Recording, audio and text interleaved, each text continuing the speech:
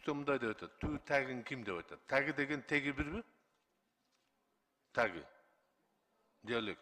Өзбекче, бул кайсы тилде болот бул? Түү тагын ким дейт?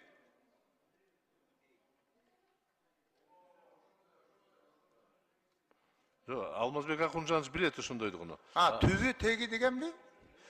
Мындайда, Исхак Асматович, кыргыз болгону, кыргыз атка конгону теги деп эле келген да. Теги түбү.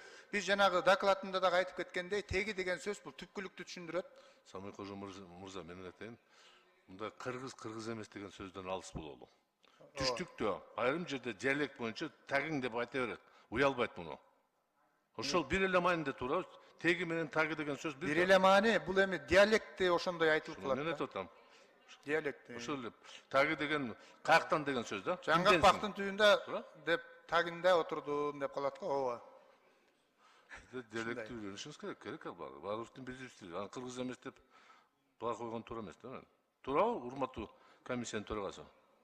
Тил комиссиянын. Ооба, диалект боюнча ошондой эле түбү деген түшүнүктөн келген. Сөзсүз колдош керек. Только экинчи окууга, үчүнчү окууга силер бирдикке келишиңер керек да. Өтүнүчтөрдүн. Болуптурбу? Рахмат. Рахмат. Исхак Абсаматович, мыйзам долбоорунун демилгечилеринин бири катары уруксат берсеңиз айтып коеюн. Бул бизде адабий тилдин нормасы деген түшүнүк бар.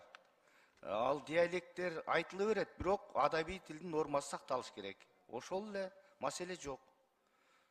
Кийинки сөз Мураталиев Марат Молдоновичте. Караша эле болбойт. Рахмат, Нурлан Тургунбекович.